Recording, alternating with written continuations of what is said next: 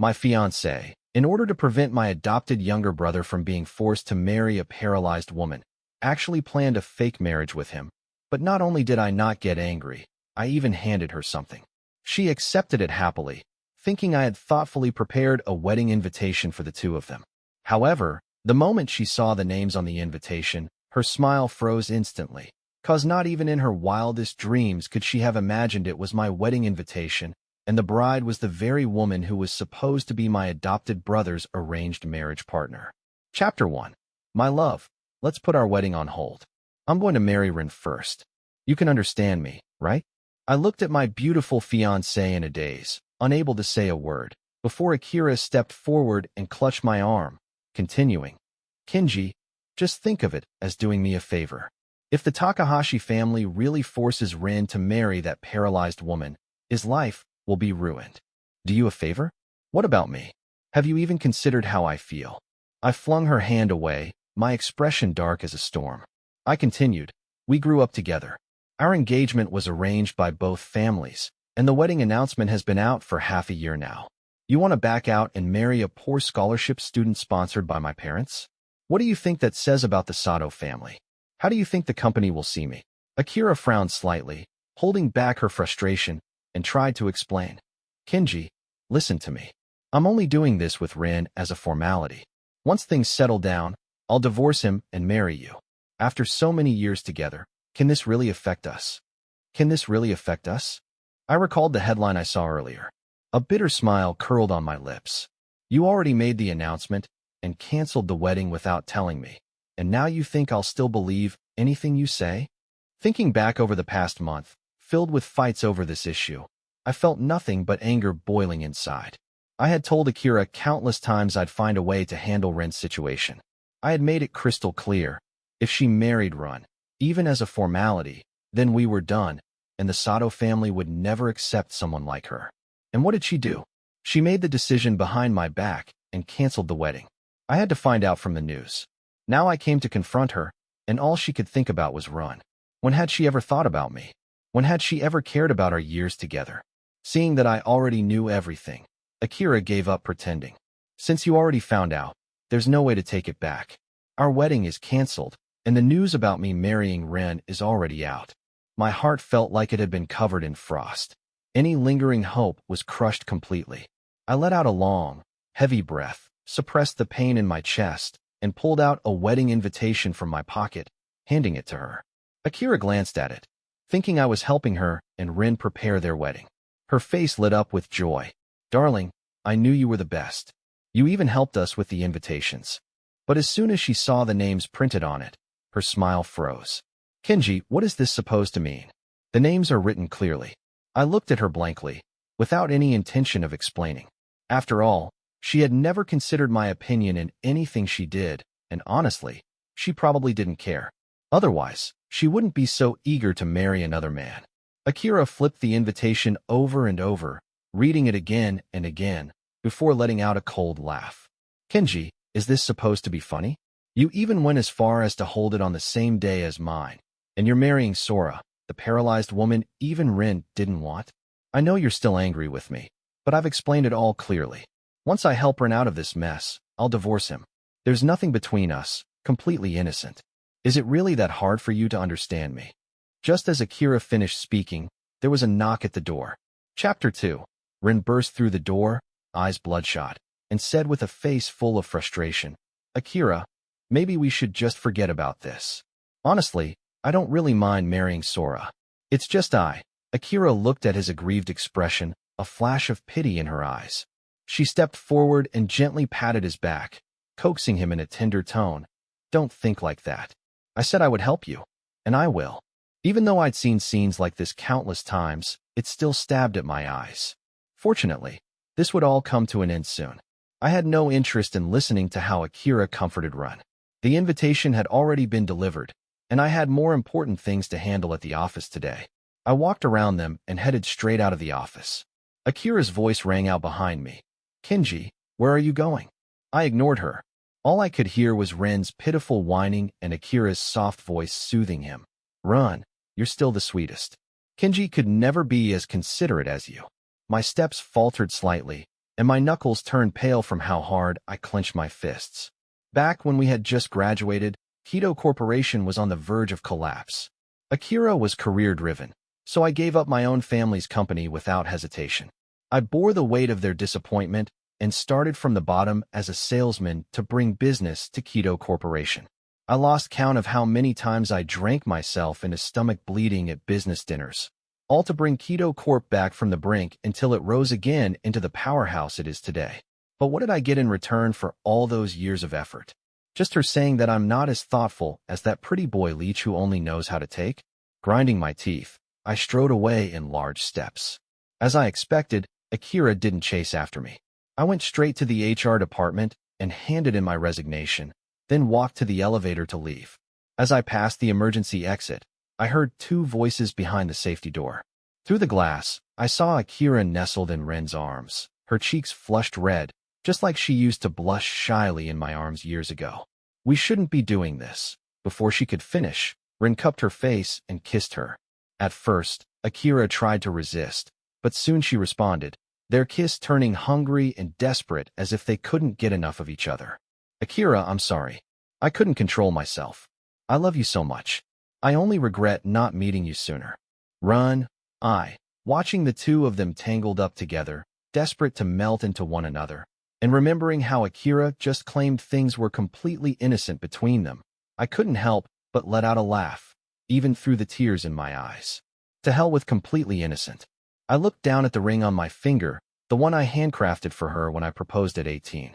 It was worthless now. I took it off and tossed it into the trash bin by the elevator without hesitation. Just then, the elevator doors opened, and as I turned around, there she was. Akira stood there, eyes wide in fury. Kenji, did you just resign at HR? Clearly, someone in the department, knowing our relationship, had been shocked by my resignation and notified her immediately. But I had no illusions that she came running over because she wanted to win me back. Sure enough, even as I kept hitting the button to close the elevator doors, she squeezed in hastily and launched into a barrage of accusations. Chapter 3. You know the company is at a critical stage of development. Year-end is just around the corner. Where am I supposed to find someone to replace you right now? Can you stop being so reckless and self-centered all the time? Facing Akira's angry gaze, my expression remained indifferent. Isn't Ren there? Didn't you always say he was capable? Perfect timing. Given the chance to move up. A flicker of discomfort flashed in Akira's eyes. She hesitated before replying. Ren is competent, yes, but the company still needs you. Are you still mad about that incident, Kenji? I've explained it so many times. I only married him to help him deal with the Takahashi family. I promise once it's handled, I'll divorce him. There's really nothing between us. Maybe you should wipe that smeared lipstick off your mouth before you continue explaining. I cut her off impatiently. Akira looked momentarily stunned, as if not understanding what I meant. I turned on the front-facing camera on my phone. The screen reflected her lips, lipstick smudged all over, obviously from her earlier passionate kiss with Ren. That's just... Akira tried to explain, but I wasn't interested in hearing another word of her excuses. I opened a video file. It was the footage of her kissing Ren just now. Panic flickered across Akira's eyes, and the color drained from her face. I only stared at her coldly, and then opened another video. This one was from a few days ago, the company's annual party. In the video, Ren leaned in close to Akira, whispering and laughing. I had stepped forward to remind her, we're engaged. If people see you getting that close to Ron, they'll gossip. How's he supposed to find a girlfriend in the future? Just as I finished speaking, Ren looked up at me with a pitiful expression. Kenji, I know you're Akira's fiancé, but I'm her executive assistant. It's natural for us to work closely together. It's just a pure friendship. How could you think so lowly of us? A pure friendship, you're right. Anyone with eyes could see that Ren's intentions were far from innocent, but instead of stepping away from him, Akira's expression had darkened, and she turned around to scold me. Kenji, do you have to think everything's so dirty? Do you even know how hard Ren's been working lately? He was just promoted to executive assistant and is being unfairly targeted. I'm just comforting him. Are you really so unwilling? She shot me an annoyed look. If it weren't for our families arranging this engagement, do you really think I would have chosen to marry you? In that moment, I felt like I had been struck by lightning. I stood frozen in place, watching the two of them walk away side by side. My heart felt like it was being torn apart. I paused the video and looked straight at Akira, my gaze sharp. Do you know why I went out of my way to copy this video? Because ever since you said those words, ever since you walked away with Ron, I knew that everything had changed. All the sweet things you used to whisper in my ear are just memories now.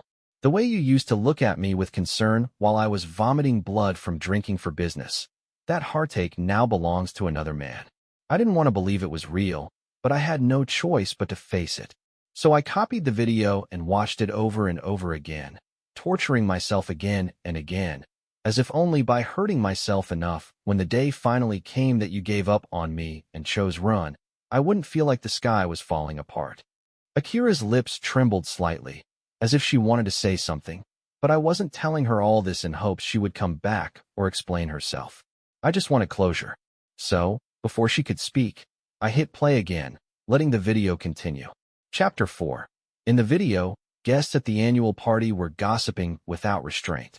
Did you hear that heiress from the Kido family, Akira, is actually tangled up with that unremarkable little assistant of hers?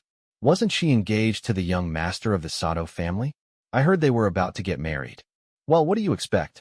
Just look at the Sato guy, cold and stiff like the Grim Reaper. He's nothing like that pretty boy assistant, gentle and considerate. Women love to feel cherished. That may be true, but come on. Everyone in the city knows about their engagement. Didn't the Sato family promise to hand over a whole subsidiary as a wedding gift the moment the Kido heiress married in? This is going to be interesting. If she really dares to call off the engagement, wouldn't that be a direct slap in the face to the Sato family? Where would they put their pride? The video ended. My gaze stayed locked on Akira's ever-changing expression, from shock to anger, then to indifference, but not even a flicker of remorse crossed her face. The icy wall in my heart finally began to crack. I took a deep breath and slowly opened my mouth. Akira, even outsiders can see what's going on. I don't believe you can't. Let's be honest, you just don't love me anymore, do you? If that's the case, then let's end this cleanly. I'm done being the fool who gets played and betrayed by you. As soon as I finished speaking, ding, the elevator doors slid open, revealing the dim passage leading to the underground parking lot. I didn't spare her another glance. I stepped out and strode confidently toward my car. Akira panicked and rushed after me, but I was already completely done with her. I quickened my pace, yanked open the car door, and slammed the gas pedal before she could catch up. The car sped off. Behind me, Akira's furious voice rang out like a rabid dog's. Kinji, you've got guts. You dare treat me like this? You think your Sato family can stay on top without me? No apology, no plea for forgiveness, just a raw, vicious threat. I honestly couldn't believe how someone could repay kindness with such cruelty. Then again, why not? There was still Ren. Years ago, my parents were driving to the airport when they nearly hit him. Later, they saw that he was diligent and polite and his family truly struggling. So they pitied him and began supporting him. Ren practically became a second son to the Sato family. As for me, I treated him like my own brother. When he graduated, I personally recommended him for a job at Akira's company. Later, when he said his father was seriously ill and needed money urgently, I didn't hesitate to transfer 100,000 to his account. Even when Akira frequently visited Ren's father in the hospital, I didn't think twice. I just assumed my fiancée was concerned for my younger brother. Even when I began noticing how close Akira and Ren had become, sometimes even being alone together, I kept reassuring myself. She's my fiancée, he's my foster brother. How could they possibly betray me? But the world is full of ungrateful traitors. My grip on the steering wheel tightened unconsciously. The car exited the underground garage, and the view suddenly opened up, flooded with light. The gloom in my heart began to lift. I had been a fool, but it was over now. From now on, never again. News of Akira canceling the wedding had spread across the city, so my parents naturally knew as well. My father gave me a furious scolding over the phone, but in the end, he held back his rage and told me to come home. My mother also said that with age catching up, they no longer had the energy to manage the company. I knew very well that the Sato Corporation's current crisis was partly my fault. After graduation, I had stubbornly joined the Kido group against their wishes. I even competed with Sato Corp for resources. Looking back now, How could the pain of my own betrayal compare to what my parents must have felt watching their adopted son turn on them? Yet even then, for the sake of my relationship with Akira, they had compromised again and again. And what did they get in return? A crumbling Sato corporation and their reputation in shambles in their old age. Just thinking about it made me want to slap my past self. If I hadn't been so blindly infatuated with Akira, how could she have trampled on my dignity again and again, and now even dared to threaten the Sato family? The hatred in my heart ignited a fire, a determination to rise from the ashes. After sincerely begging my parents for forgiveness, I made a decision. I would return to Sato Corporation. This time, I wouldn't just turn the tide. I would carry the full responsibility as the Sato family's only blood heir. I will not let the Sato Corporation fall in my hands, and I will never let Akira get what she wants. Chapter 5. After returning to Sato Corporation, I launched into work mode like a madman, even more relentless than when I first joined Keto Group 3 years ago. The company contract negotiations, the endless trips for deals, these became my entire life. I barely managed 2 or 3 hours of sleep a day. Thankfully, my efforts began to pay off. I managed to close a few small projects. They weren't instant windfalls. They did ease the urgent financial pressure, steering the once crumbling Sato Corporation back onto stable waters. Moreover, these projects were low-risk, guaranteed gains. In the long run, profits would continue to rise steadily. Within 5 years, Sato Corporation would surely enter a golden age of rapid growth, and that timeline would be enough for me to expand into even larger markets. After signing the last contract, I finally let out a long breath. But once my mind quieted, a nagging sense of unease crept in. Something didn't feel right. It was all going too smoothly, suspiciously so. I had tried probing my partner's intentions. They claimed it was simply admiration for my capability, so I left it at that and didn't overthink it. Since taking over the company, I'd been spinning like a top.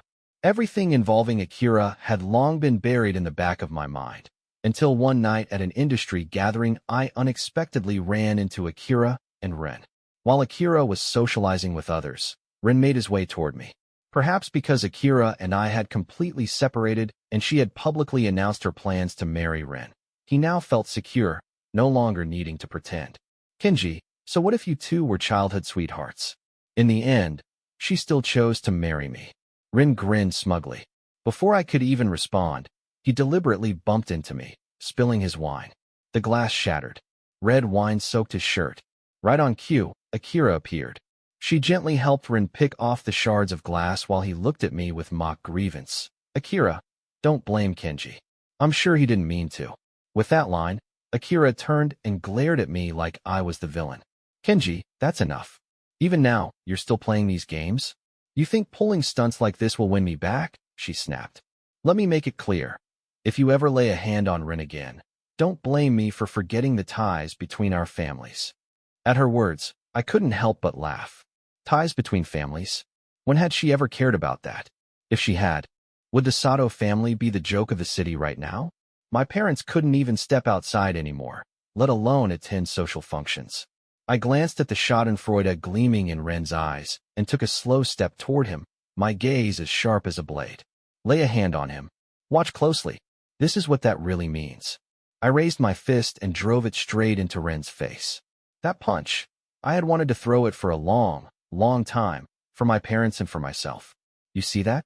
That punch. Consider it my heartfelt blessing for your everlasting love and eternal happiness, I said coldly, then turned and walked away, leaving behind a bleeding Ren and a stunned, speechless Akira.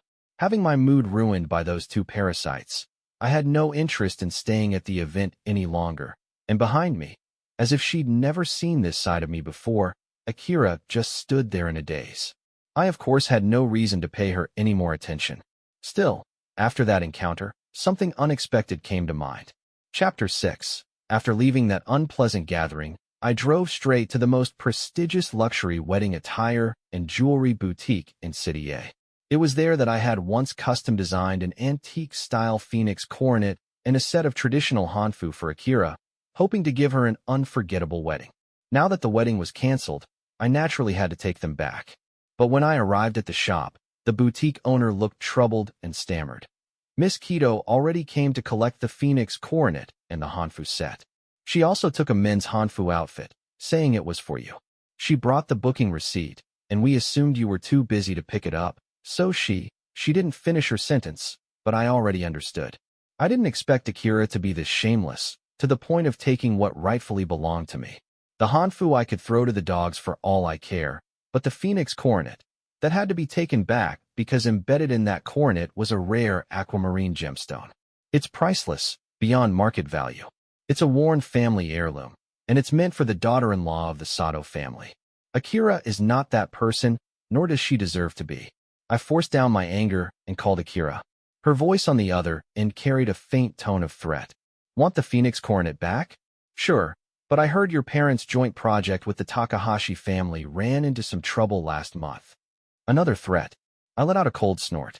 Back when the Sato Corporation was hanging by a thread half a month ago, I didn't flinch. Now that it's stable and operating normally again, why would I care? Clearly, she's been too caught up playing lovey-dovey with Rin to pay attention to the Sato family situation. She had no idea we were no longer in crisis.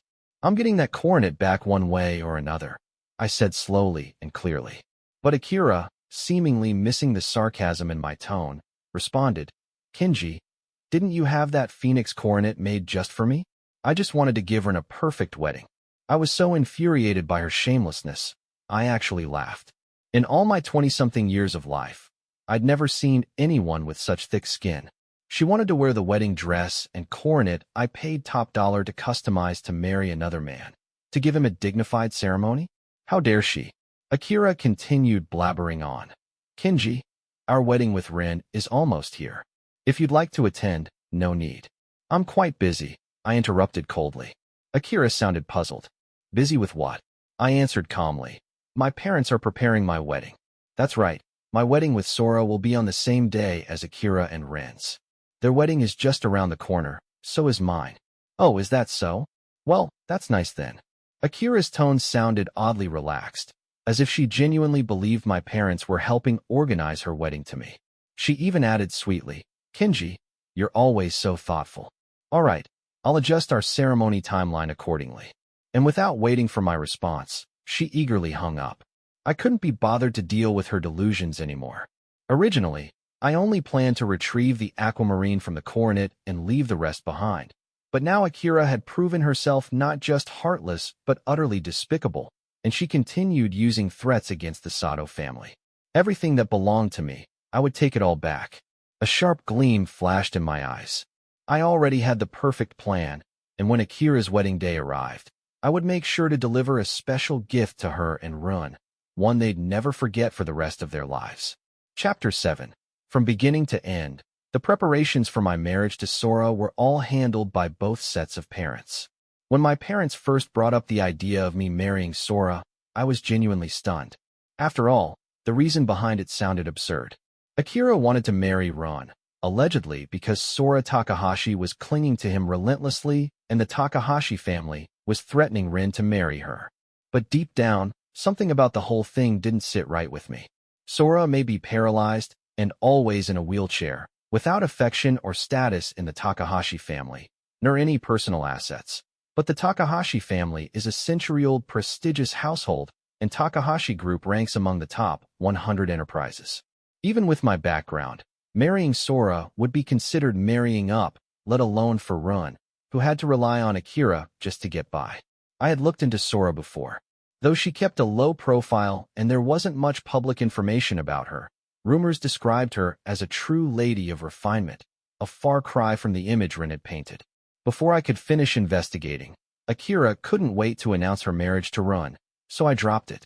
After taking over Sato Corporation, I became completely swamped.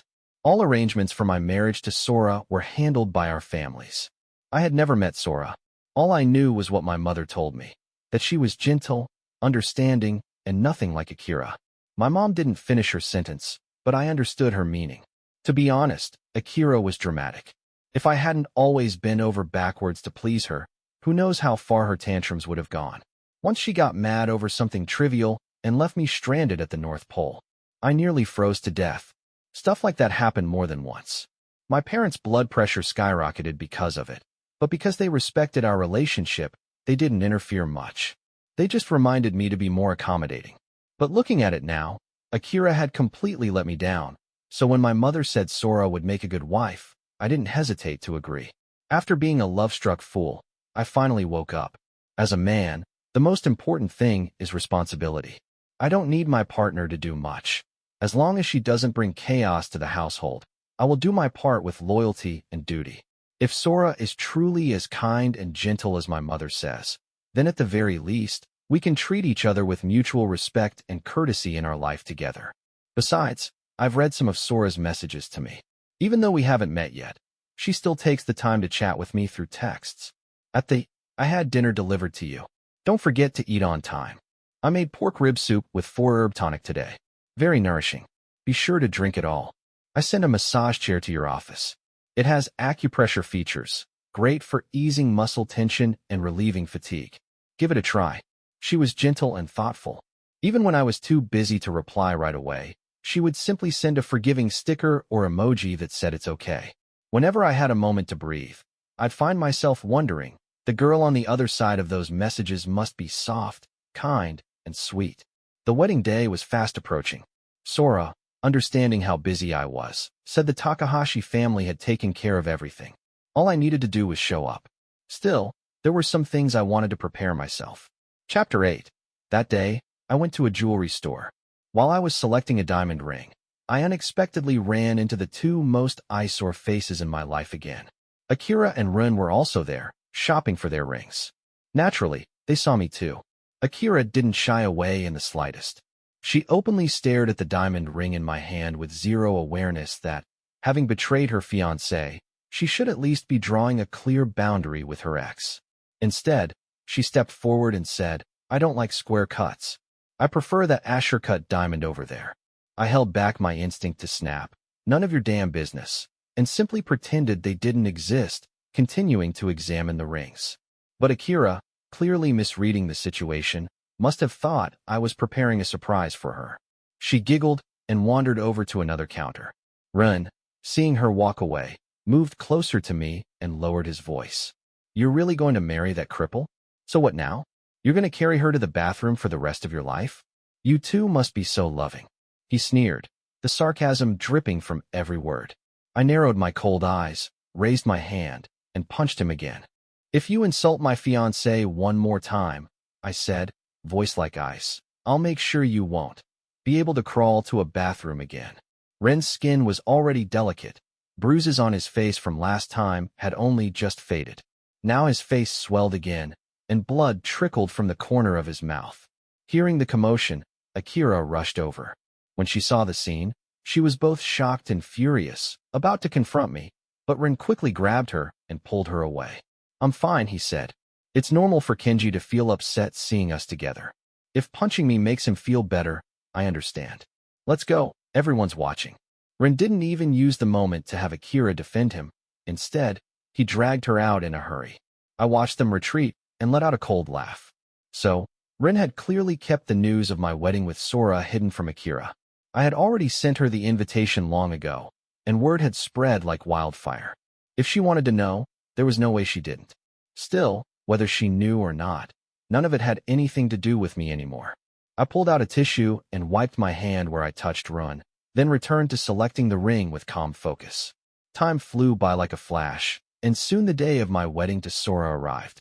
That morning, hundreds of luxury cars pulled out from my home in a grand procession, forming a long line heading toward the bride's residence. The route to pick up the bride happened to pass by the hotel where Akira and Ren were holding their wedding. As the convoy drove past, I looked out the window and saw Akira stepping gracefully out of her wedding car, wearing the hanfu I had custom-made for her, and on her head was the phoenix coronet inlaid with the Sato family's heirloom aquamarine. Akira leaned into Ren's arms, smiling charmingly, while Ren soaked in the admiring stares from the guests like a man at the top of the world, as if in that moment he had completed his leap across class lines and become someone important. Though I wasn't there in person, I had specially sent my personal lawyer and assistant to represent me at their wedding. Just as Akira was looking around eagerly, searching for the wedding gift I had supposedly prepared, the lawyer pulled out a delicate box from their bag and gently placed it on the table before her. When Akira and Rin finally saw what the gift was, their smiles froze instantly, as if sealed shut by industrial-strength glue. Chapter 9. Seeing the twisted expressions on their faces gave me a surge of satisfaction, a kind of comfort I had never experienced before. If time had allowed, I honestly wouldn't have minded staying to watch what happened next. I rolled up the window, a smug smile curling at the corner of my lips, and drove on with a light heart, heading to welcome my bride. Before I even reached the Takahashi family's estate in City B, I received a call from my assistant. President Sato, under legal pressure, Akira has returned the wedding dress and the phoenix coronet, he said, barely hiding the excitement in his voice. I smiled faintly. Everything was proceeding exactly as I had planned. Then he sent me a video. In the footage, Akira was being forced to remove the wedding gown. She looked disheveled and frantic, throwing on an overcoat just to cover herself. The guests were pointing and whispering, their eyes gleaming with malicious delight. Her once flawless makeup was now a mess, and Rin looked like he was suffering from severe constipation. The two of them, hunched together in embarrassment, looked nothing like a bride and groom, more like a couple of cheaters caught in the act. I watched it passively, and then turned off my phone. The moment Akira tried to steal what belonged to me, she should have known this day would come. She had brought this all on herself. An hour later, the motorcade arrived in City B. Standing before the grand villa, I felt my heart inexplicably begin to race. I was about to meet the girl I'd spend the rest of my life with. My groomsmen, lifelong buddies, joked and teased as they volunteered to break through the obstacles first. Holding the golden bridal bouquet in my hand, I smiled with quiet confidence. This bride, I would personally come to marry her, and any challenge along the way I would face head-on. The one blocking the door was Sora's younger brother, Isamu. From the setup alone, I could tell this guy was full of energy and ideas. At the final checkpoint, he proudly showed off a pile of certificates: martial arts, sanda, boxing, fencing, even a shooting license. His warning was obvious. I respected his protective nature and, with a smile, I clapped him on the shoulder and responded, "The only use you'll have for these in front of me is when you perform a show for the family during Lunar New Year." Isamu snapped out of his serious mode immediately. This man in front of him was his brother-in-law now, and clearly someone who knew how to handle things with grace. Grinning with satisfaction, he called out, "Brother-in-law." He even complimented me. Handsome, smart, and easily capable of clearing all his challenges. Satisfied, he personally led the way to Sora's room. I took a deep breath and stepped forward into the bridal chamber. As the door opened, a stunning, vibrant face came into view. With exquisite makeup highlighting her features, she looked so breathtaking that she almost didn't seem real. Noticing the daze on my face, Sora's expression showed a flicker of nervousness, but Isamu stepped forward, bumped my shoulder playfully, and beamed with pride. "Told you. My sister's 1 in a million, didn't I?" I nodded slightly. "She's not quite what I expected." Everyone held their breath until I continued. "I thought she'd be like an unpolished jade, already a rare treasure, but it turns out she's the finest gemstone of all, so dazzling I feel unworthy." Though from a family status perspective, the Sato family couldn't quite compare to the Takahashis, the sincerity in my words reflected something far more valuable: generosity and grace. That alone earned the respect of everyone present. Even the most critical bridesmaids looked at me with new eyes. Before I could even speak, they took the initiative and handed me the wedding shoes. I stepped forward and knelt down to put them on Sora myself. Then I drew a deep breath and prepared to lift her in my arms. Sensing her hesitation, the groomsman chimed in, "Don't worry, sis-in-law. Kenji has been doing weight training for a month just for today. You're as light as a willow branch. He could carry a whole willow tree if he had to." Sora flushed, warmth filling her heart. She instinctively glanced at me.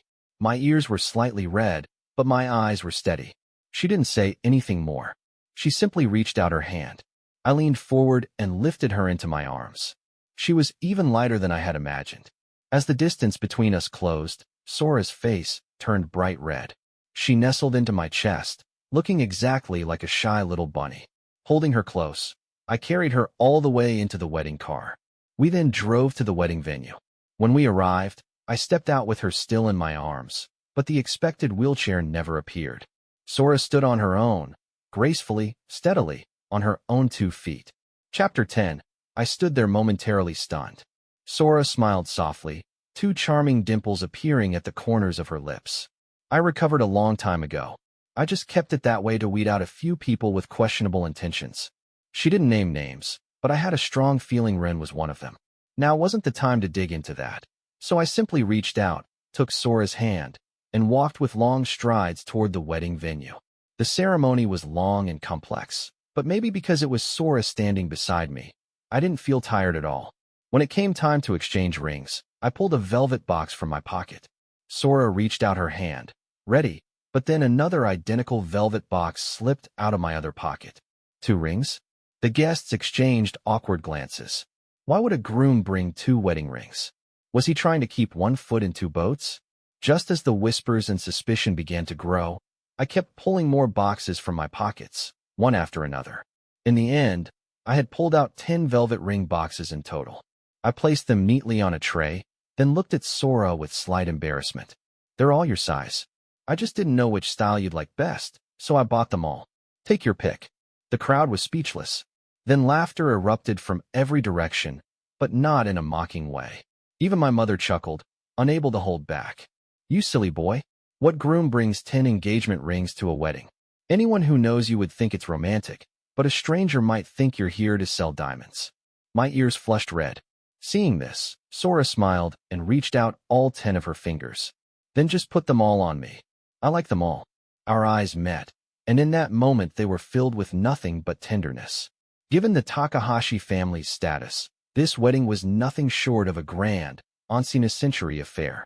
Although both families were considerate and didn't require us to mingle too much with the guests, by the end of the day, I still felt dizzy and lightheaded from exhaustion. If I felt this way, Sora must have been even more tired.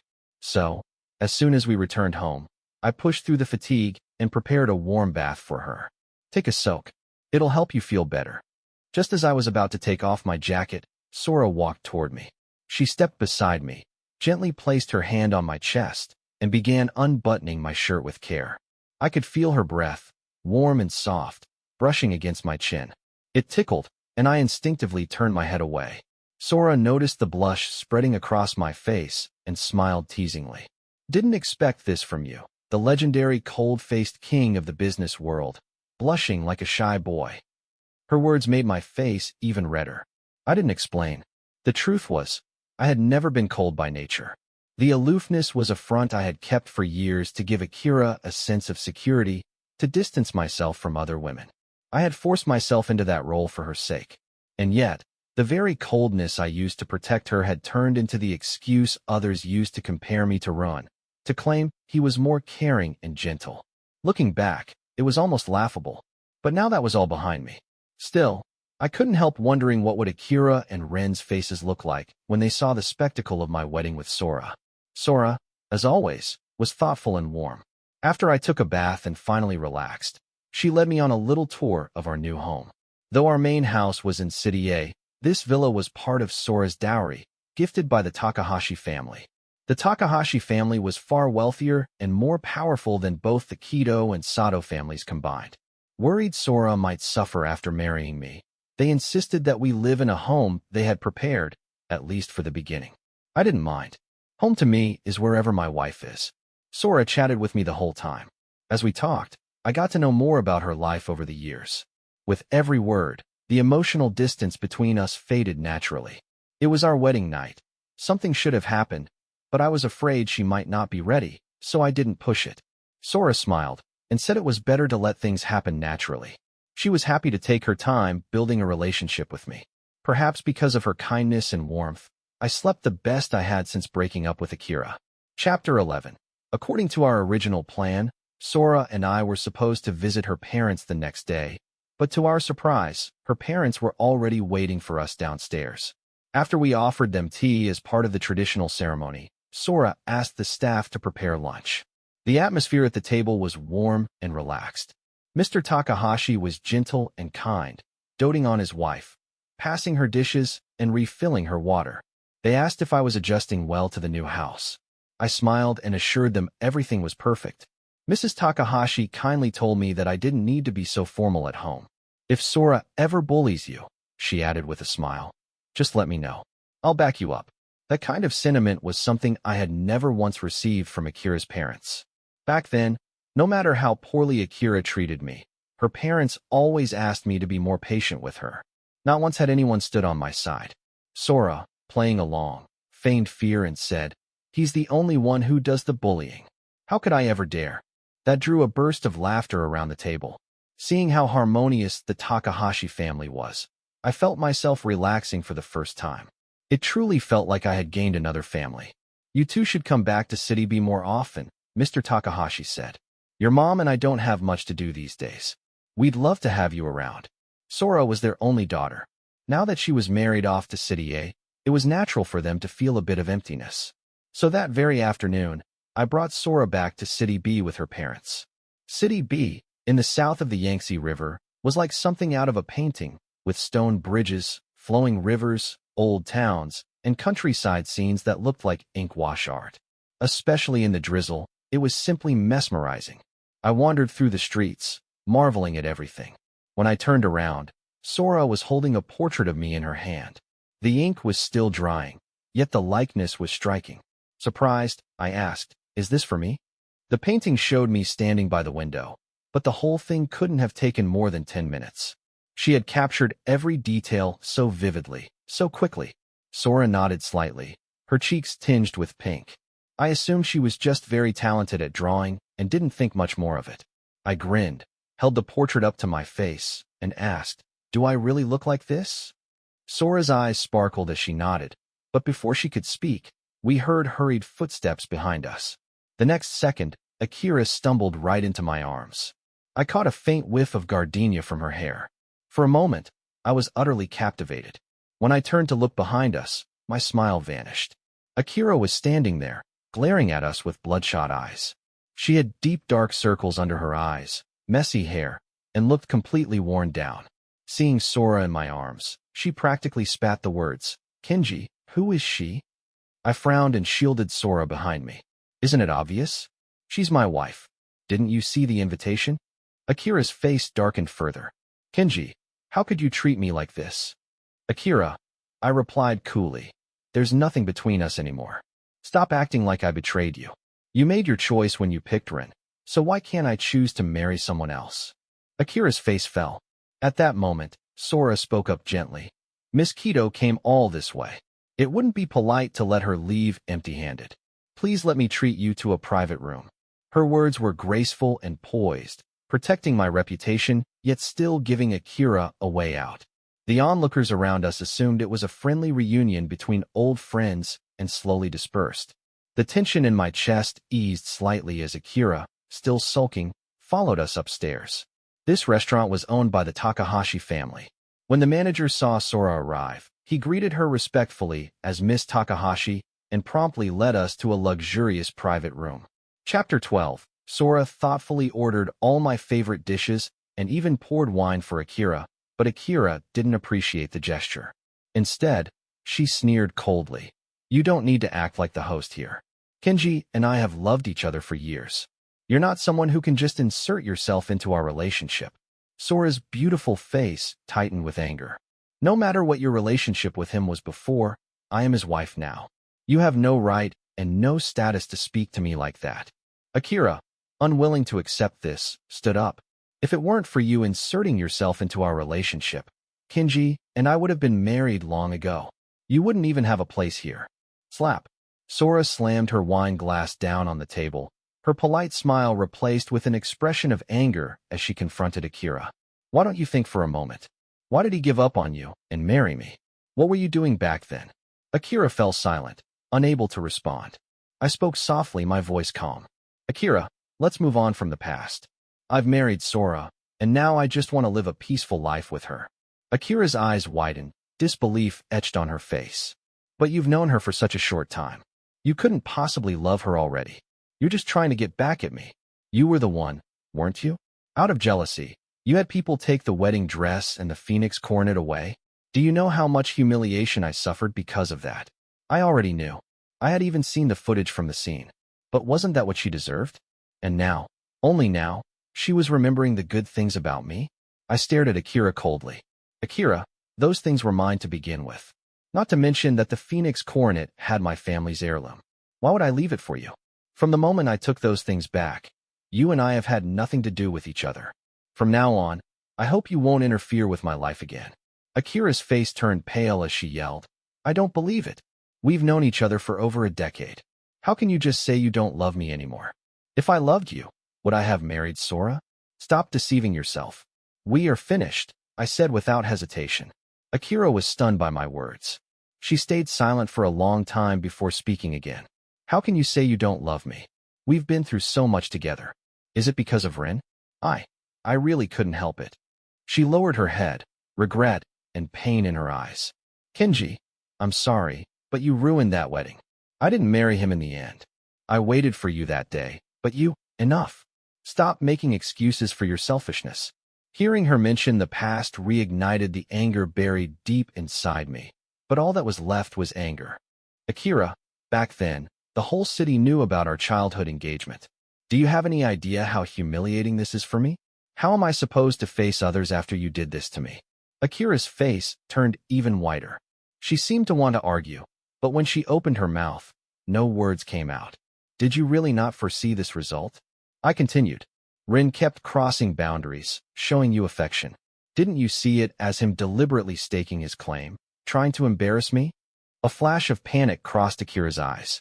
She fell silent again, hoping it would pass unnoticed. I've warned you more than once, but you kept favoring Rin, I said with a mix of helplessness and anger. You told me Rin was struggling and needed your care. You said he was too young to understand love.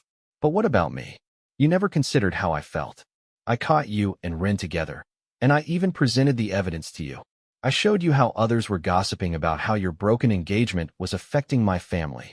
I even humiliated myself by giving you another chance to choose. But you still chose Rin. My emotions flared, but I took a deep breath to calm myself. To put it simply, you just stopped loving me. That's why you trampled on my heart and efforts. My eyes burned with anger. And now you're finally getting what you deserve. I stared into Akira's eyes, speaking each word deliberately. Akira, don't forget. I've married Sora now, and you're married to Rin. From now on, we walk separate paths and have nothing more to do with each other. Chapter 13. Those words seemed to drain all the strength from my body. Sora, standing beside me, noticed the sadness in my expression, and a wave of sorrow stirred in her heart. Though she had heard of the past between Akira and me, she never expected Akira to go this far. Had she known sooner, she would have. The thought of everything I had gone through alone made Sora's heart ache even more. Her eyes turned red as she looked at me. No, Akira nearly screamed. Is it because of Sora? If she dies, will you come back to me? Before the words had even left her mouth, she pulled a gleaming knife from her coat. Stop, I shouted, but it was too late. Akira, seemingly well prepared, raised her hand and aimed the blade at Sora's chest. Luckily, Sora was quick on her feet. She dodged to the side effortlessly, then grabbed the knife from Akira's hand. Akira, in shock, seethed with rage. She raised her hand again, intending to confront Sora. What she didn't know was that Sora was a black belt in judo.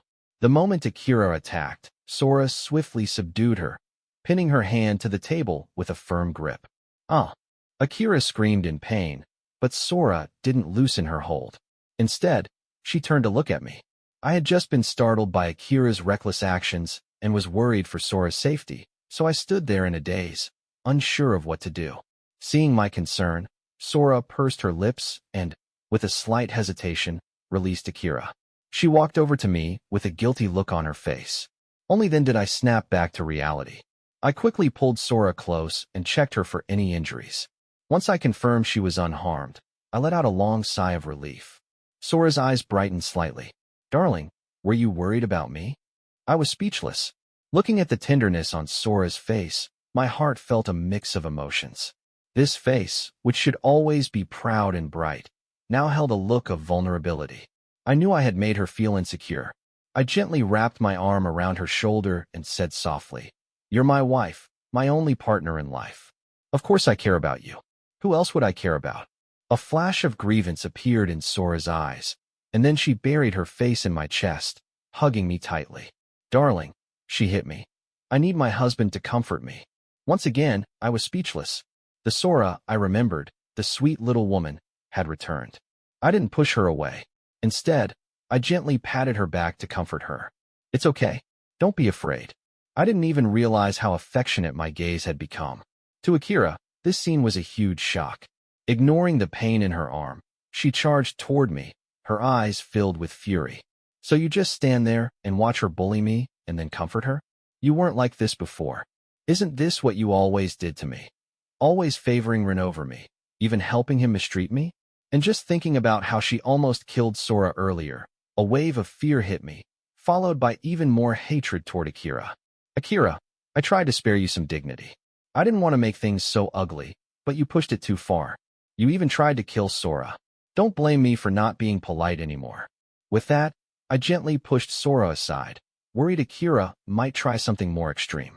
I stepped forward and swiftly dislocated Akira's other arm.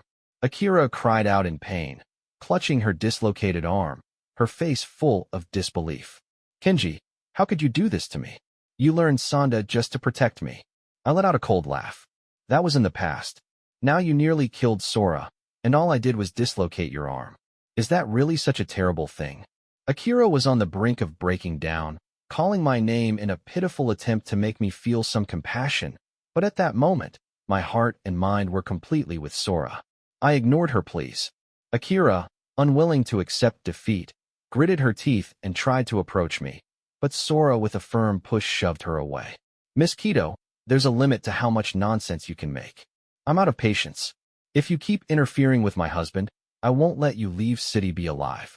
Akira opened her mouth, ready to argue, but just then, the door to the private room suddenly swung open. Chapter 14. A man, pale and gaunt like a corpse, came stumbling into the room, crying. I looked at him for a long time before I recognized him. Ren. The last time I saw him, he was dressed in high-end fashion, arrogantly flaunting his success in front of me, but now he was wearing tattered clothes, so thin that he looked like a bamboo stick, as though a gust of wind could blow him over. He was weak, on the verge of collapsing, like someone who was about to die any second. It had only been half a month since Akira married him. Yet how had Ren fallen to such a pitiful state? He looked like someone who had crawled out of hell, a living corpse. He fell to his knees at Akira's feet, crying like a child. Akira, I know I was wrong. Let's go back home, please. I'll never lie to you again. Get lost. Before he could finish, Akira kicked him to the ground with disgust. Rin fell awkwardly, crying even more pitifully, and then turned to me for help. Kenji, please help me talk to Akira. Ask her to forgive me. I just want to go home.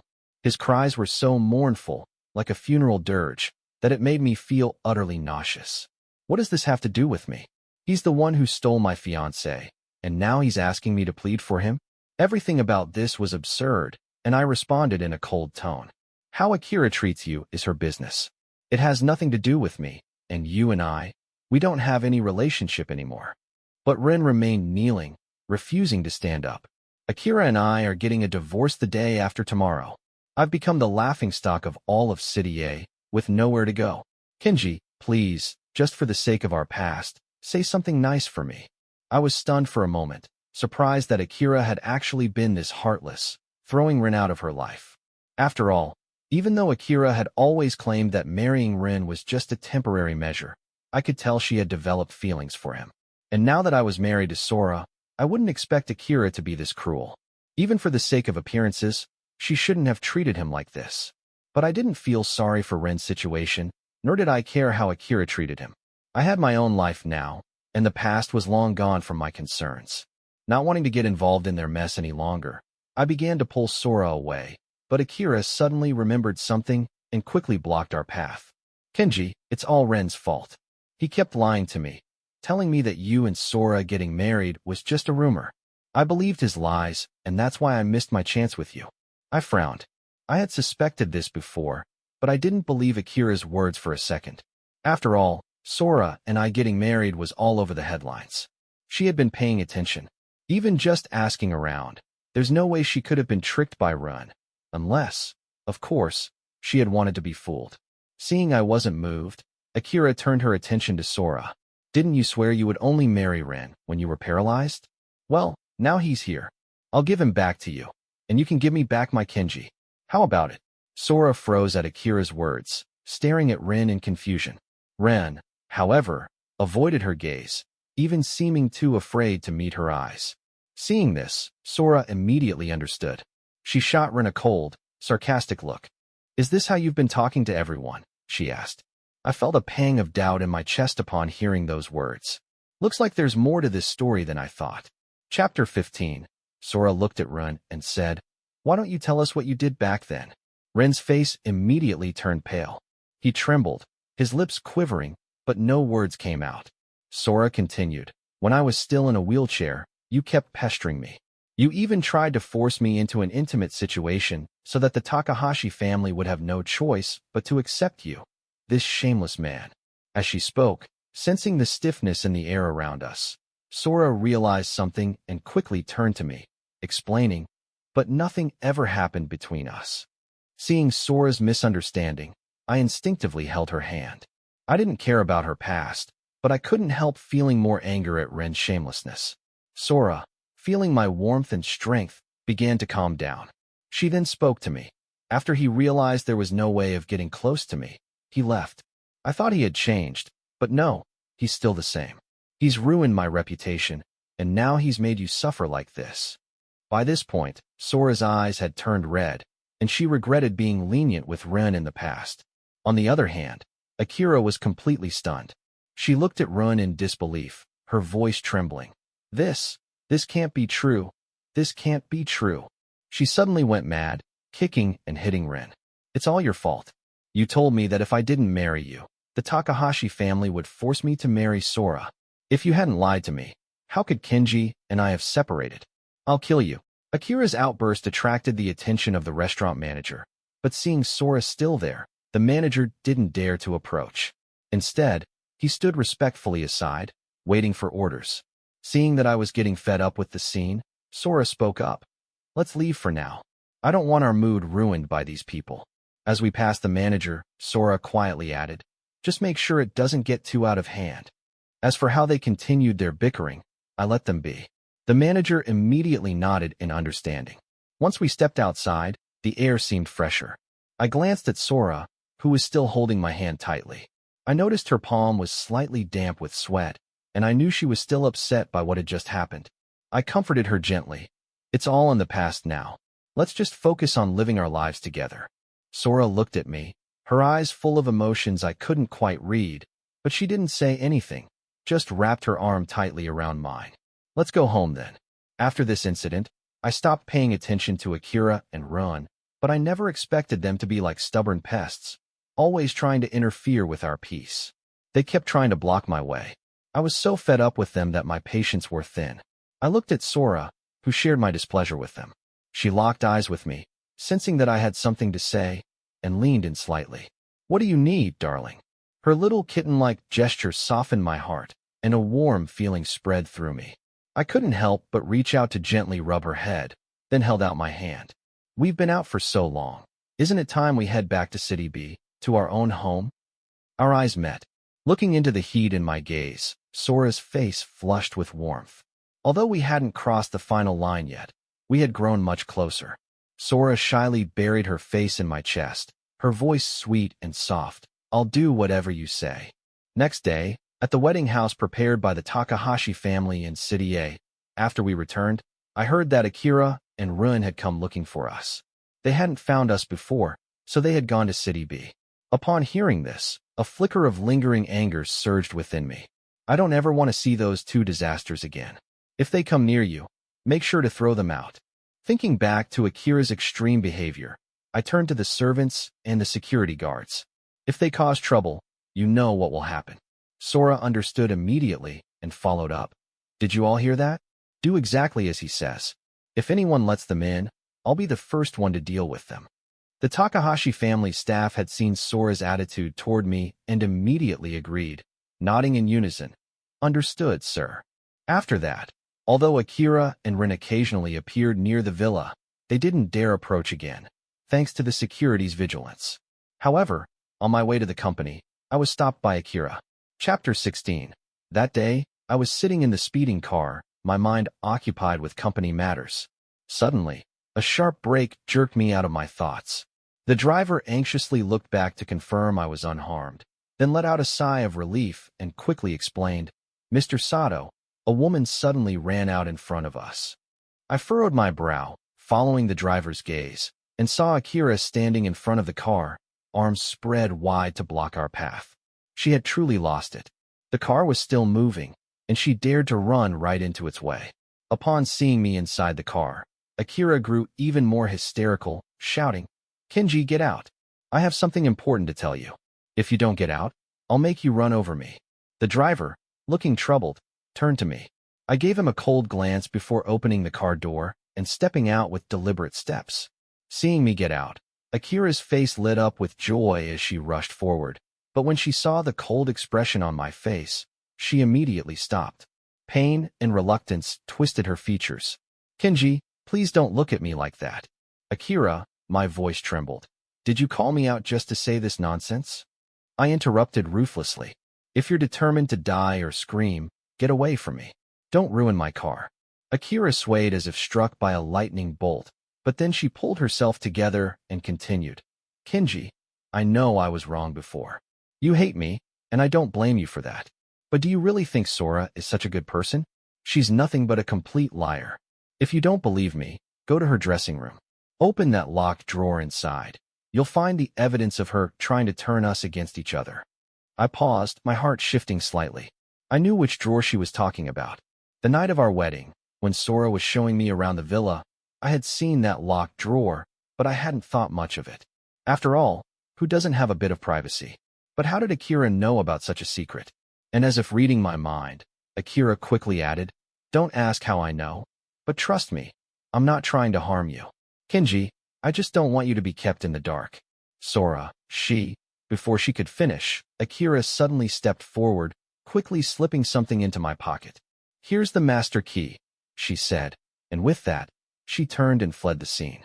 I didn't touch the key, but as I turned to get back in the car, I instinctively glanced at the driver. He was one of Takahashi family's men. He kept his gaze straight ahead, pretending not to see anything. That night, I returned to the villa with a troubled mind. After dinner, Sora went to the bathroom, and I sat in the living room, glancing occasionally at the key in my pocket. The shadow of betrayal felt like a shackle around my heart, tightening with each passing minute. Driven by some impulse, I stood up and slowly walked towards Sora's dressing room. The locked drawer lay quietly there. My hand slowly reached into my pocket for the master key. All I had to do was pull it out and twist it, and I'd finally know what was inside. I'd know if what Akira said was true and if the doubts and anxieties I had that day would vanish. Taking a deep breath, I stepped forward, each step feeling heavier. By the time Sora emerged from the bathroom, she found me sitting at the desk, working calmly. I looked up at her with a composed expression. "You didn't blow-dry your hair again." As I spoke, I stood up, took her hand, and gently started drying her hair for her. The soft hum of the hairdryer drowned out the pounding in Sora's chest as her mind drifted back to earlier. Chapter 17. Although Sora had already instructed the driver earlier, reminding him that as my driver he should remain loyal to me and not disclose any personal matters to her without my permission, today's incident involving Akira had made the driver hesitate. After much consideration, he ended up telling Sora everything he had witnessed, including the part where Akira had given me the master key. Earlier, Sora had also seen me head to the dressing room and stand in front of the locked drawer, but to her surprise, I didn't open the drawer. Instead, I turned around and left, throwing the master key into the trash without a second thought. Sora hadn't expected that between her and Akira, I would ultimately choose to trust her. Because of this realization, Sora began to feel more uneasy. It was as though the man before her was slipping away, no longer entirely hers. In a whirlwind of thoughts, Sora suddenly turned around and tightly embraced me, as if trying to merge her body with mine. I was taken aback by this sudden hug and softly asked, "What's wrong?" Sora didn't answer, but only hugged me tighter. Seeing this, I recalled the time we had spent together recently. It was only after truly getting to know Sora that I realized the rumors about her not having power and not being valued by the Takahashi family were nothing but lies. Although Sora had a younger brother, he showed no interest in business. Given Sora's exceptional abilities, she was the one taking over the Takahashi family's affairs now. And how could the head of a century-old family business be just a delicate, soft flower? I had even witnessed her handling company matters with swift, decisive actions, ruthless when necessary. Just like her bold appearance, she had the aura of a strong, unyielding woman. But despite being a formidable figure feared by many, in front of me, Sora always had an unexplainable sense of insecurity, like she was afraid of losing me. I thought back to what Akira had said, and perhaps Sora really had been hiding something from me. As the days passed, I noticed that Sora's gaze towards me was filled with hesitation, as if there was something she wanted to say but couldn't. The more I thought about it, the more uneasy I became, and it started affecting my work. I worried that Sora was keeping something bottled up inside, and that it might eventually hurt her health. I decided that I needed to find some time to sit down and talk with her. Before I could find that time, another incident occurred. That day, Sora and I were both off from work and at home.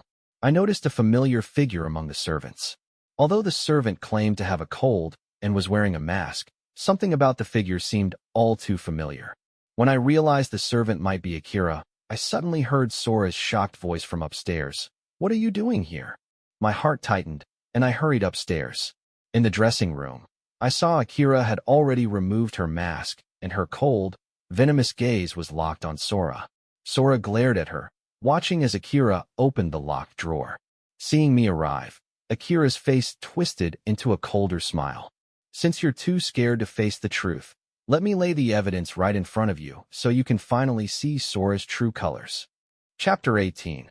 With that, Akira pulled open the drawer and threw everything inside onto the floor. I looked down and saw several portraits scattered on the ground. Each portrait was of me. There was one from a year ago at a business seminar, one from 2 years ago at a cafe, another from 3 years ago when I went on a trip. There was even one from my university days when I was playing basketball on the school playground. These portraits seemed to cover my entire college life and the 3 years after I graduated. Then Akira pulled out a white jacket stained with some faint old stains that seemed impossible to clean. Holding the jacket, Akira looked at me and said, "Do you remember this jacket? It was yours when you were in college. Back then, this jacket got coffee stains on it because of Sora. You threw it away, but this voyeuristic freak kept it." Upon hearing that, Sora instinctively tried to explain, "No, I wasn't spying on you. I just wanted to clean it, but I never got the chance to return it." I could see the nervousness in Sora's eyes, and at that moment, her face suddenly merged with the one I remembered from 7 years ago.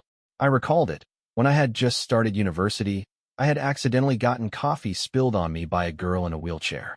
Could that girl have been Sora? Back then, Sora, still young, had the same nervous expression, continuously apologizing to me, even offering to replace my jacket. But I had other things on my mind. I wasn't going to argue over a jacket with a girl. After saying it's fine a few times, I casually took off the jacket and threw it in the trash. I had no idea Sora had picked it up. Again, seeing the recognition on my face, Akira raised her voice. "Kenji, do you see it now? Sora has always had ulterior motives.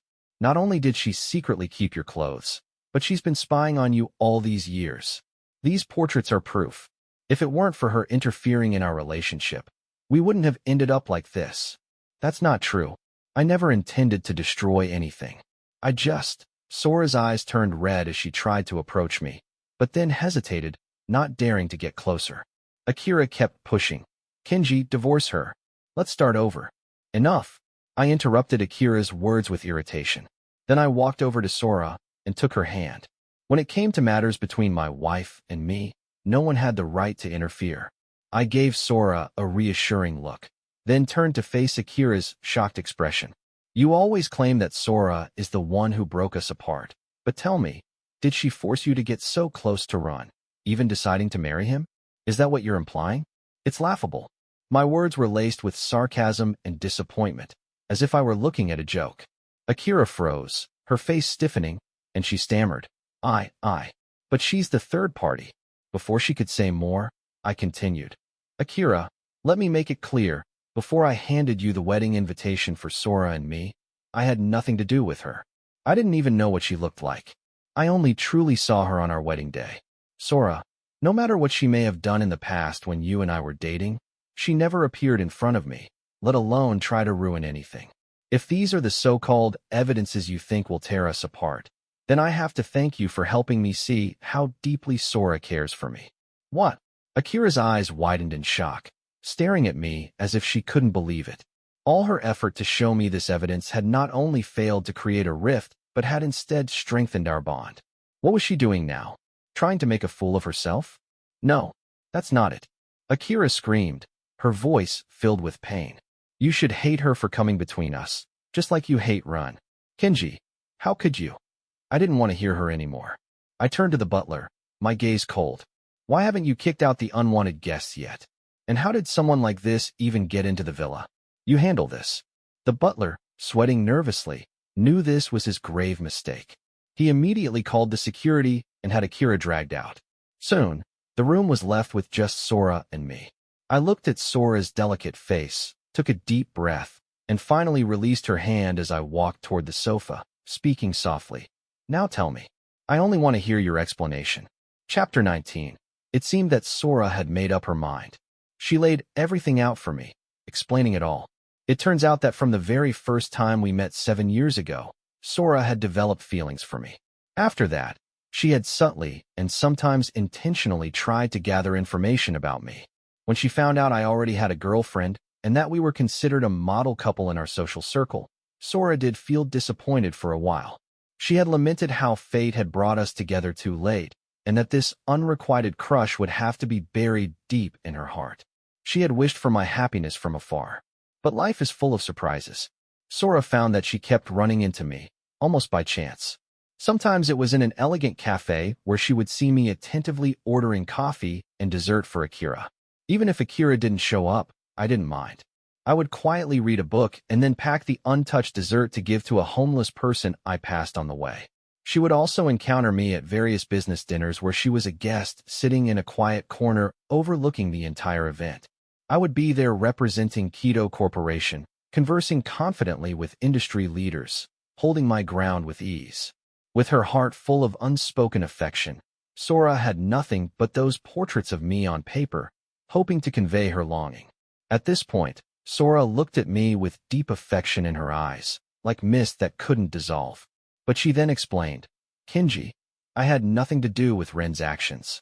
I really didn't know he would go after Akira. The things in that drawer my family didn't know about either. Even if they did, they wouldn't interfere with my feelings. When Akira called off your wedding and your parents planned to set you up with someone else, my family went to speak with your parents, and they agreed to our marriage. At this point, Sora glanced at me, biting her lip, and finally added, After my parents knew how I felt, they suggested that your parents agree to our marriage by offering you shares in Takahashi Corporation, but your parents refused. They said they wanted to find you a partner to share your life with, not a family alliance. It was only later, when I went to meet your parents and expressed my feelings for you, that they finally agreed to our marriage. Hearing this, it all clicked. I remembered when my parents had tried to convince me to accept the marriage proposal with the Takahashi family. They had said that if I missed out on a girl like Sora, I would regret it later. At that time, I thought it was odd, since I had no prior connection with Sora, but now I realized there was more to it than I had known. Kenji, I shouldn't have kept this from you.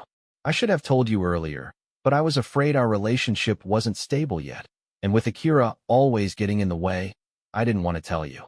Can you forgive me? She looked at me cautiously, her hands tightly clasped together. Seeing this, I thought back to those portraits, thinking of her unspoken love for so many years. I couldn't help but sigh, feeling heartache. People always say that unrequited love is the most painful. You've suffered a lot these years. Sora's eyes reddened instantly, yet she seemed still in disbelief. Kenji, does this mean you've forgiven me? I gently pried apart her tightly held hands and held her hand tightly. You've never done anything wrong to me. There's nothing to forgive. However, from now on, I hope you tell me everything. Since we've already married, we're a family, and we should rely on each other, walking hand in hand. Honey, Sora choked up and immediately threw herself into my arms. Thank you. I won't hide anything from you anymore. I had also thought perhaps Sora already knew about my meeting with Akira and that the driver might have told her. She might have known about the secret in her drawer all along. Considering how cautious she usually was, she should have tried to hide the secret, but she didn't. This showed that she had intended to be open with me all along.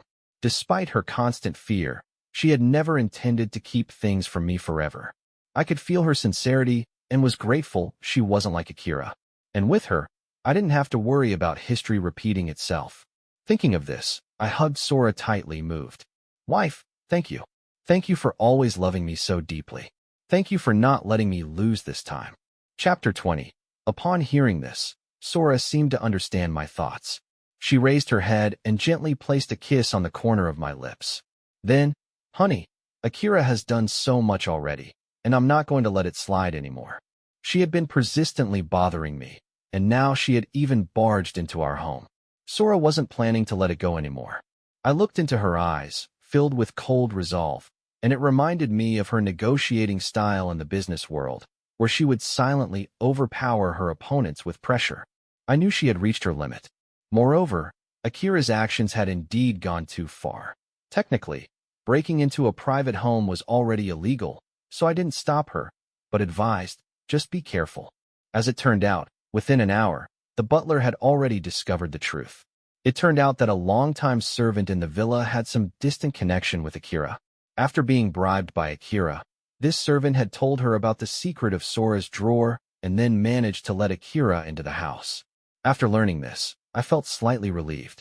The old servant had been dismissed and kicked out of the villa, and the butler had been fined half of his salary for his negligence.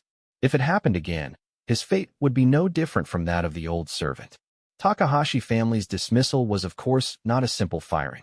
It meant the servant would never find decent work in the city again, essentially cutting off their livelihood in the area. This was without a doubt the harshest punishment for the servant.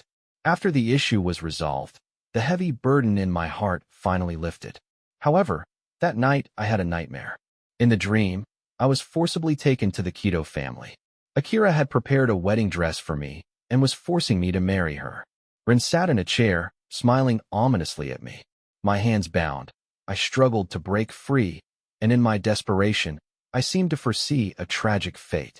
Suddenly, I heard Sora's voice behind me. She cut through the ropes and led me out of the nightmare. Looking back, the Kido family was now a ruin, overgrown with weeds and withered flowers. I woke up from the dream, realizing that the harm Akira and Run had done to me had left a shadow on my mind, causing the nightmare.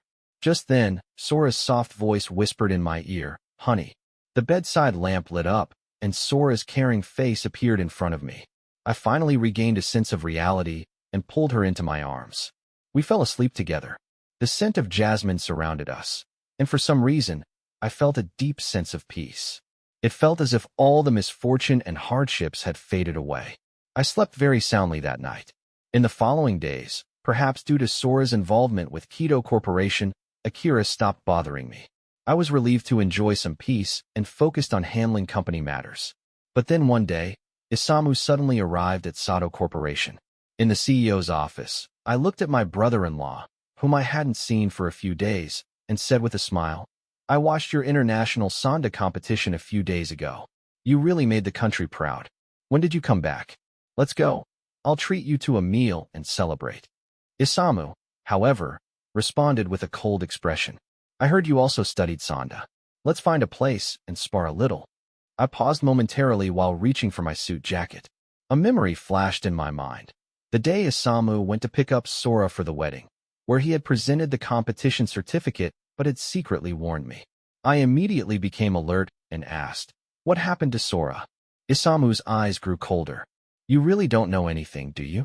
Seeing that he wasn't about to explain, I was about to take out my phone to ask Sora, but Isamu stepped forward and grabbed my hand. "You really think if you ask my sister she'll tell you?" I looked at the dissatisfaction and anger in Isamu's eyes and couldn't help but chuckle internally. This kid was still too young and couldn't hide what he was thinking. Feigning casualness, I smiled and said, "Even if I'm at fault, you should at least let me know where I went wrong. Let's go. We can talk over dinner." Chapter 21.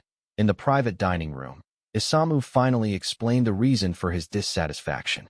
"Your ex-fiancée, Akira, is really relentless.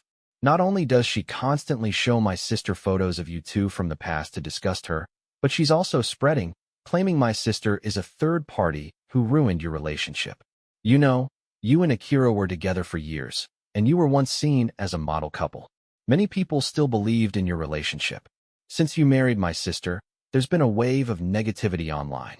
They've been saying that childhood sweethearts can't compete with love at first sight, and they've been hurling insults at my sister, even cursing that she'll end up like Akira. I tried to suppress the rumors, but my sister wouldn't let me.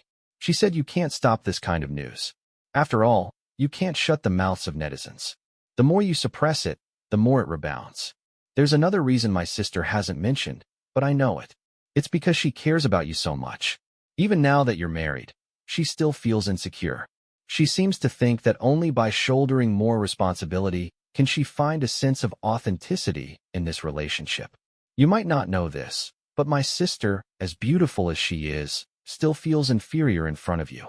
She once said that you liked girls like Akira who have a delicate, soft appearance, and that her looks weren't to your taste. So she feels like she has to be extra good to you to make up for that. Yes, she actually used the word make up for. At this point, Isamu gave me an accusing glance, the ribs in his mouth crunching loudly as he bit into them. He then continued, "My sister loves you and has given you her all, and we have no complaints, but you can't just ignore her because she doesn't want to bother you. Do you really want her to keep carrying the label of a third party?" I pulled out my phone and checked the online messages. Although many of the posts had been deleted, likely by the elders of the Takahashi family, there were still traces of mud being thrown at Sora.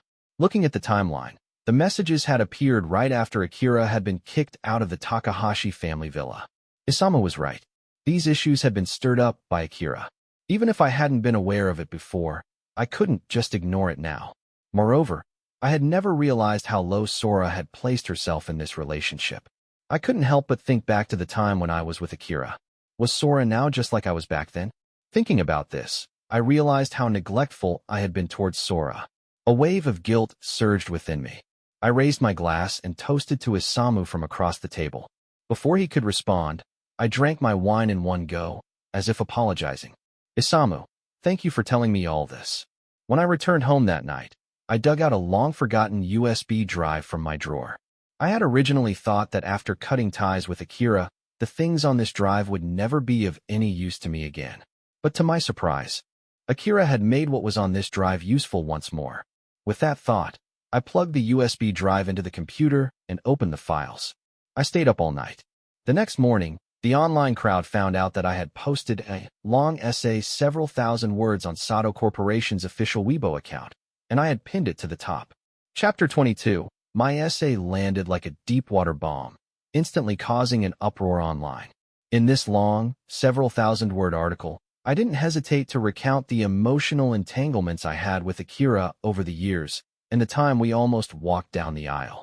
But with a sudden twist, I directly exposed the undeniable proof of Akira's betrayal, the flirtatious messages and intimate photos with Run, as well as Akira's repeated harassment of Sora after our marriage and her malicious behavior as a homewrecker. The essay was filled with solid evidence and heartfelt emotion. It wasn't hard to tell from the words how deeply Akira had hurt me and how much Sora had suffered. At the end of the essay, I wrote passionately, "She is the light in my dark life. She saved me and made me believe in love and marriage again." As soon as the essay was published, the rumors Akira had spread about Sora were completely shattered. Those who knew the truth and saw me take a public stand began commenting under my post. They confirmed what I had said was true and added more details about Akira's betrayal and mistreatment of genuine affection. The online crowd jumped in to condemn Akira. Those who had once sympathized with her now found themselves turning on her with such intensity that they wished they could crush her into the mud. And the more they hated Akira for tarnishing love, the more they cherished Sora, who had shown deep affection. Soon, fans of our marriage appeared online and even created a super topic for us. Some directors of reality dating shows even approached us, wanting to invite us to participate in a program called Love Comes Late. But of course, those were all later developments. After publishing my essay, I received messages from all directions. My parents. "Son, you've finally grown up. We're so proud of you." The Takahashi family's parents said, "Last night, We consulted a master who said you lack a Rolls-Royce in your fate. We've sent one to you this morning. You must accept it, as the master's predictions are only reliable when believed. Isamu wrote, Brother-in-law, from now on, all the honors I win are half yours, because you've stabilized my entire foundation. But it was Sora's reply that warmed my heart. I heard the magpies calling this morning, and I realized it was you thinking of me.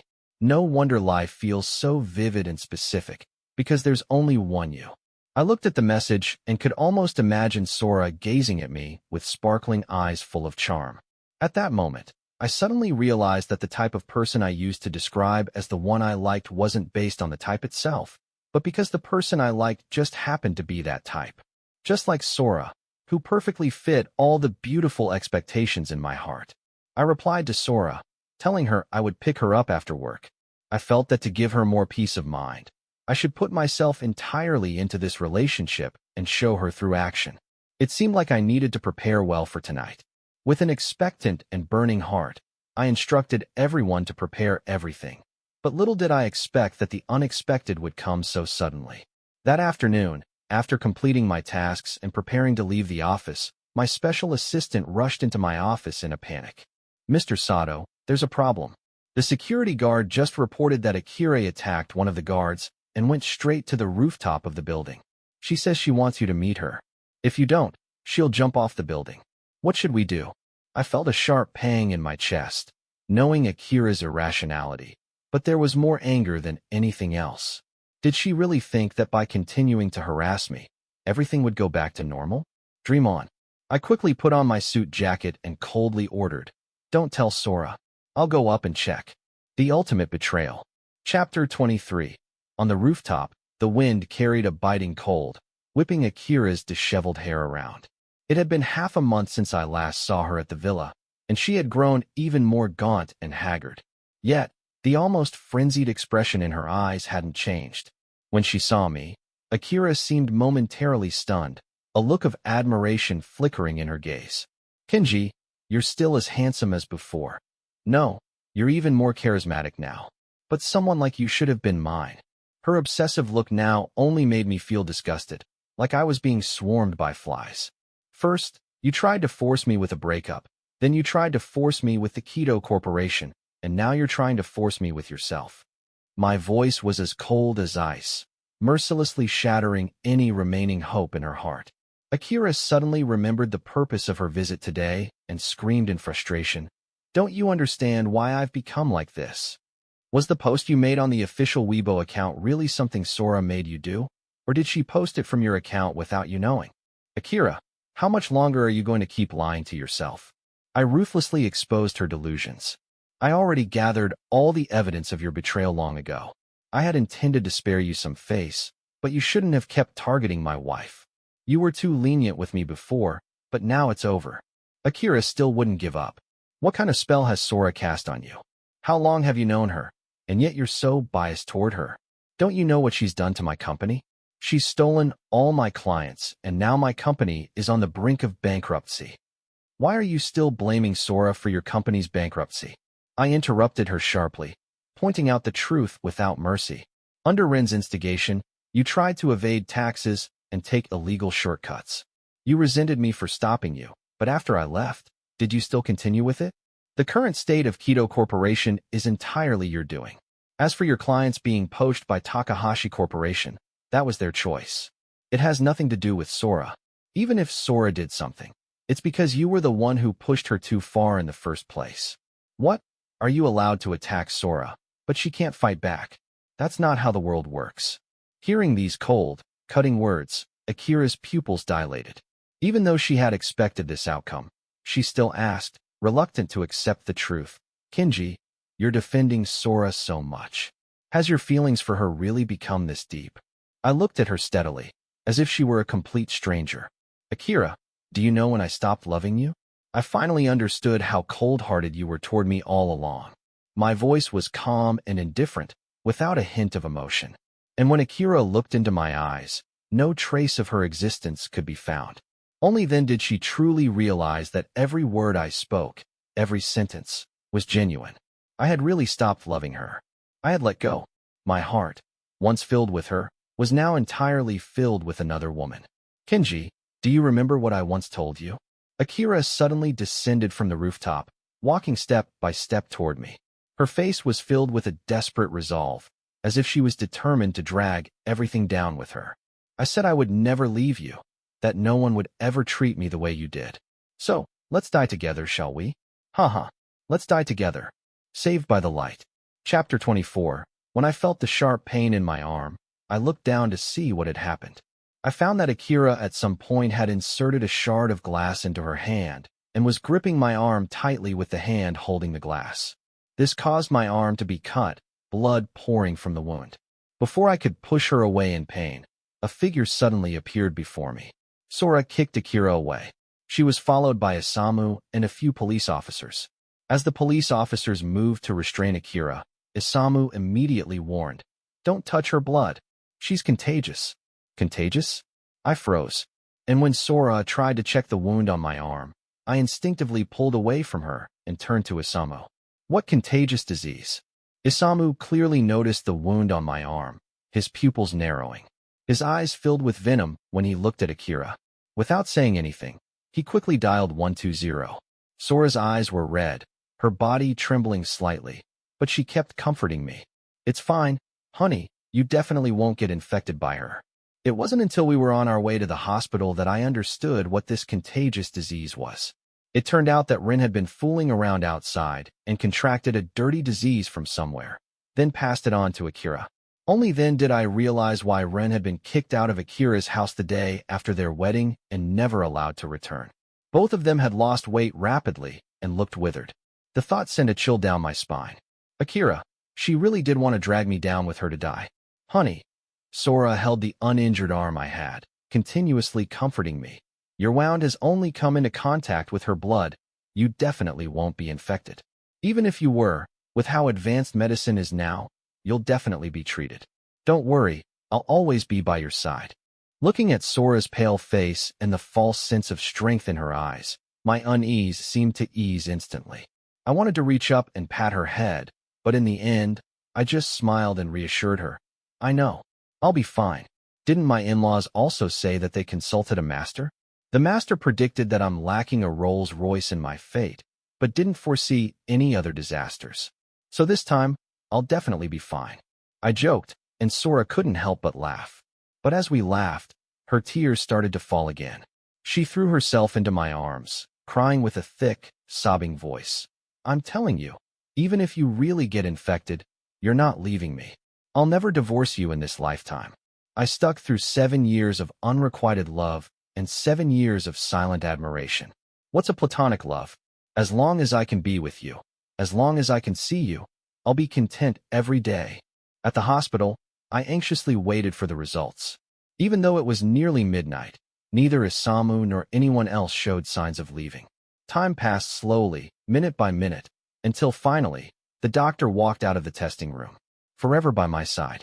Chapter 25. When the doctor slowly uttered the word negative, Sora immediately burst into tears of joy and threw herself into my arms, overwhelmed with emotion. Although the doctor was cautious with his wording and advised a follow-up check in a week to confirm the final result, everyone in the room understood without speaking. I'd escaped disaster, and Lady Luck had favored me. I loosened my tie and let out a long sigh of relief. Isamu volunteered to drive us back to the villa and left after dropping us off. After all, there were still some things I had to do. Some potential issues had to be nipped in the bud. When we returned to the villa, I saw the candlelight dinner in the dining room and remembered that I had asked the servants to prepare it. But now, looking at my arm wrapped in bandages and hearing the doctor's incomplete instructions echoing in my mind, I suddenly felt a bit at a loss.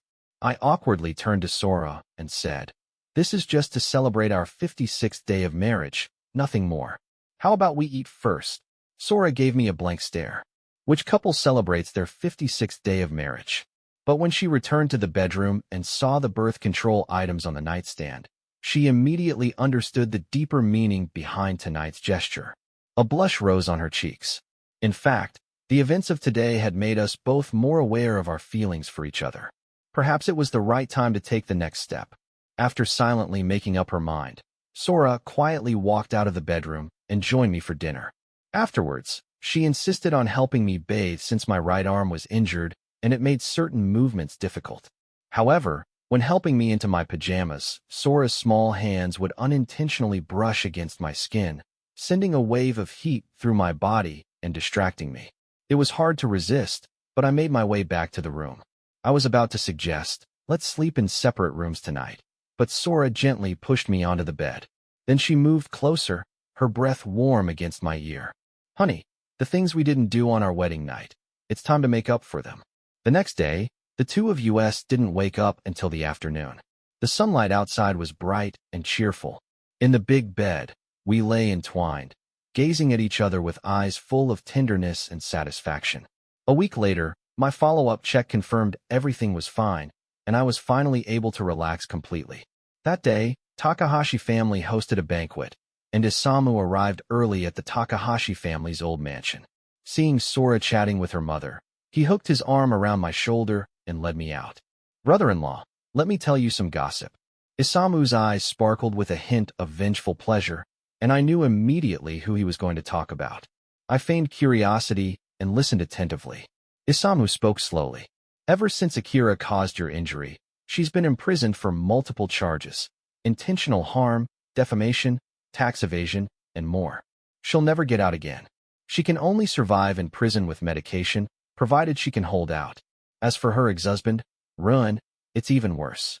I heard he died from illness before Akira went to prison. Akira didn't even buy him a grave. I listened to this with no emotional reaction, as if it were a story about a stranger. Because since that incident on the rooftop, I had completely let go of all the love, hatred, and grudges. The past had dissipated like smoke, and they no longer deserved to stir even the slightest ripple in my heart. Just then, I noticed a few familiar figures walking into the Takahashi family's old mansion. They seemed very familiar with the Takahashi family. Upon seeing them, Isamu immediately went up to greet them enthusiastically. Uncle, second uncle, you're here. Uncle? Second uncle? They were actually relatives of the Takahashi family. It was obvious that they had noticed me too. Before they could speak, I suddenly thought of something and immediately walked up to them. Uncle, was the cooperation with Sato Corporation also Sora's idea? The elders exchanged uncertain glances and finally replied, We also recognized your personal excellence. After that, they quickly shifted the topic and began chatting with others. Seeing this, I realized what had happened. I helplessly looked at Sora in the living room, smiling brightly. My eyes were filled with affection for her. She had put so much thought into everything for me, and I felt like I would have to spend my entire life repaying her. At this moment, Sora also saw me outside and immediately walked toward me, saying, Honey. She reached out to pull me inside, but I grabbed her and pulled her into a tight embrace.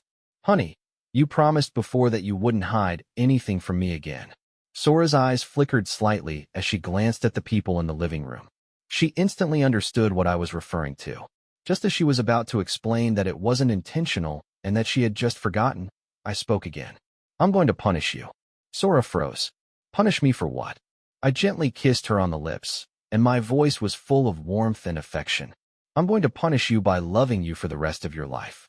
Behind us, the sounds of laughter and conversation from the Takahashi family echoed through the house. From now on, we'll be together, year after year.